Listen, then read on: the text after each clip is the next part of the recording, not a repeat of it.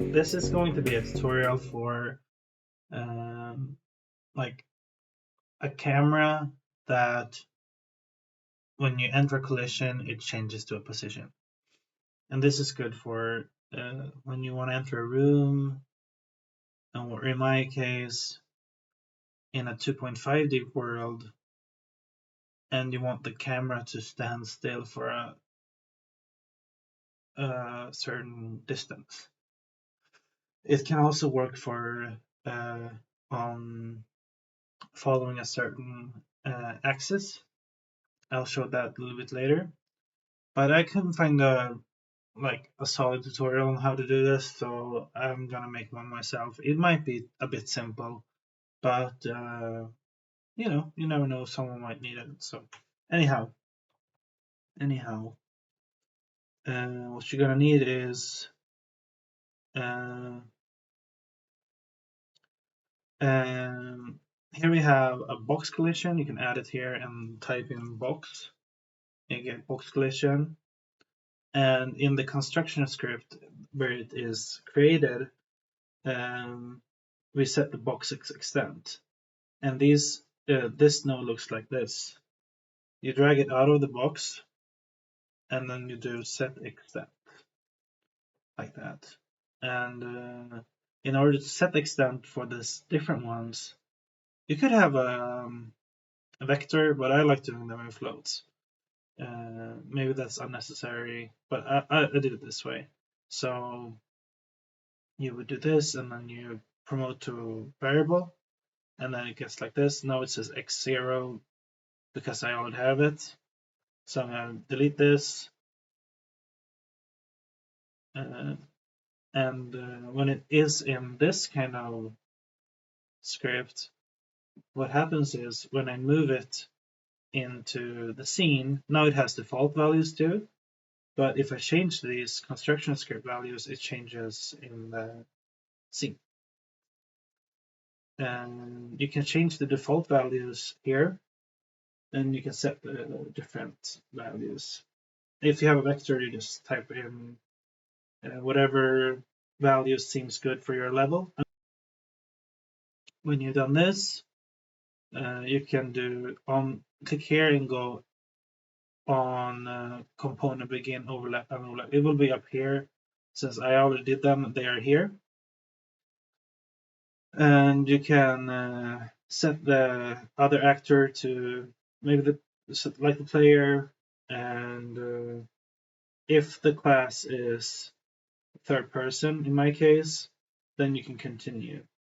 I also check if it has an interface, and we will talk about interfaces in a minute. Let's do that right now, actually. So interfaces have these functions. You can add a function. We can call this test. And then it shows up. I have perforce, so you won't see this, but I have version control, so that comes up. So when you subscribe to or when you implement an interface, you get these. And you can implement the interfaces under class settings. You should do this for both the camera collision and where you handle your camera movement. So for my case, it's in the player. And you go here and you look for implemented interfaces on class settings up here. Not class defaults, class settings. And you search for the name of the interface. Mine is camera collision API, and I already added it, so it's here. And let's say you want to go from test. You can just click on implement event, and it goes there. If you want to change it to another event graph, I noticed a bug where you have to copy and paste it because for some reason it doesn't do this. But it works if you copy and paste. So this test, you're going for the interface message that you're going to implement, you're going to look for that in the player. So if you go player actor and you can do test, and you want the message, and you go from there. Now the functions I have implemented from the VPI or Blueprint interface is collision move to and player follow. I just gonna delete the test, and the player follow has or the collision move to has an actor, and we're gonna do that because you could I tried with getting the location first and just having a vector there, but I thought it was better if you want to move in the Z axis, you might want to attach the camera to a move to component. So let's talk about the move to component real quick too. The move to component is just an actor, and I put on an arrow that is hidden in game, and that's where you want your camera location to go to. You can see if I play here, you can go in these boxes, and it goes to that location, the move to location. If I have this, for example, it moves on the Z axis. That costs a little bit more its own tick, but it's okay.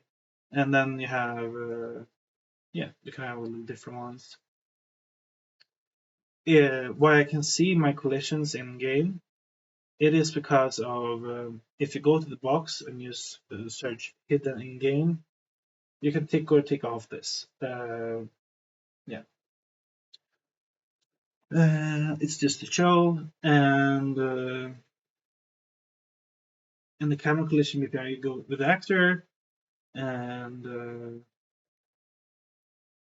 in here then you take the move to actor which you find in the scene, you create a variable called move to actor. It is a actor object reference, and you can make this public and editable, and you should also make these editable so you can show so you can edit them in the viewport or the details panel.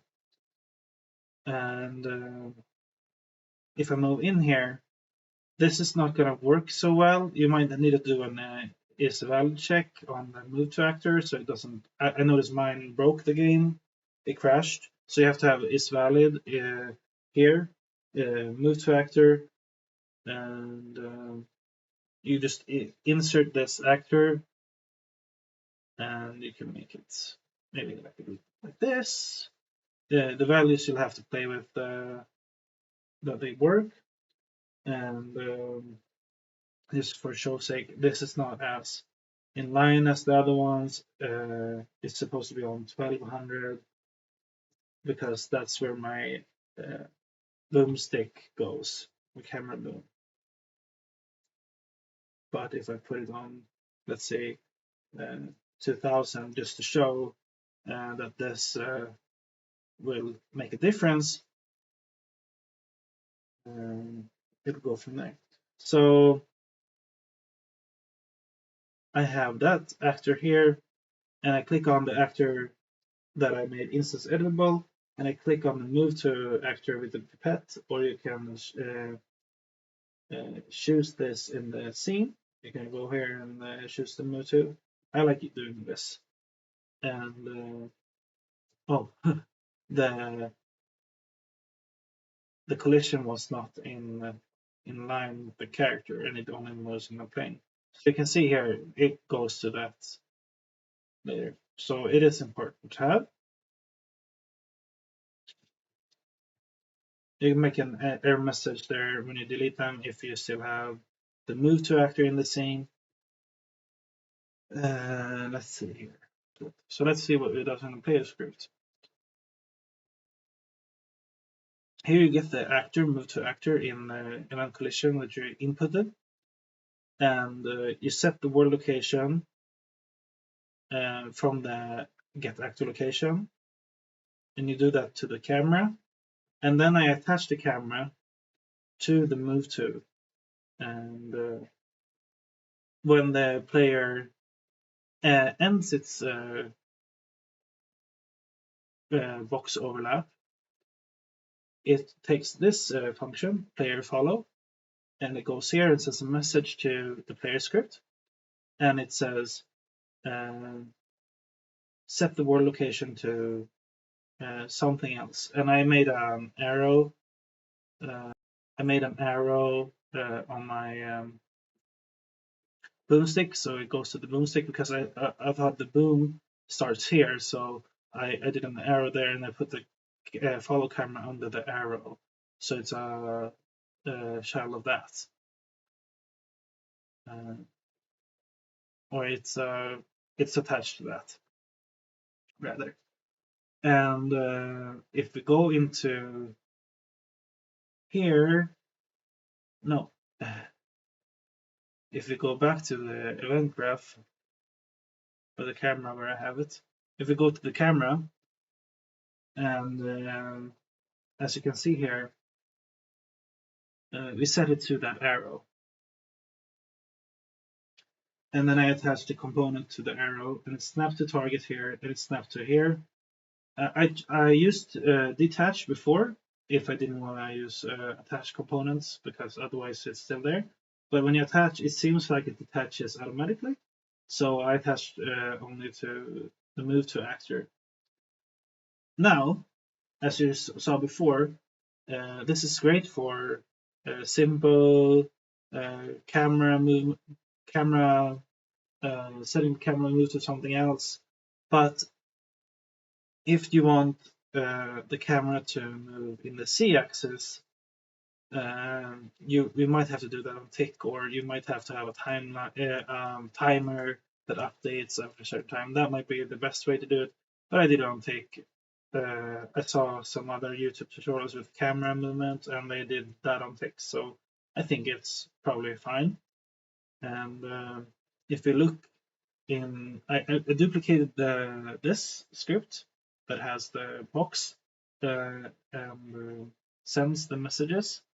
This is so great about messages, because now we can make a duplication of this blueprint class, and we make this to follow on the z-axis as well.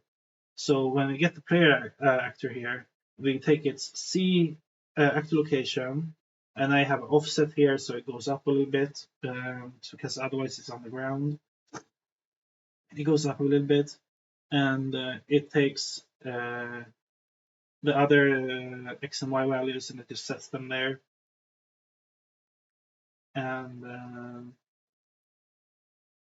if I let's see here, if I'm inside, or if I want to follow on the z-axis, I thought of maybe you want to turn it off or something, so I make that instance editable as well. Follow C.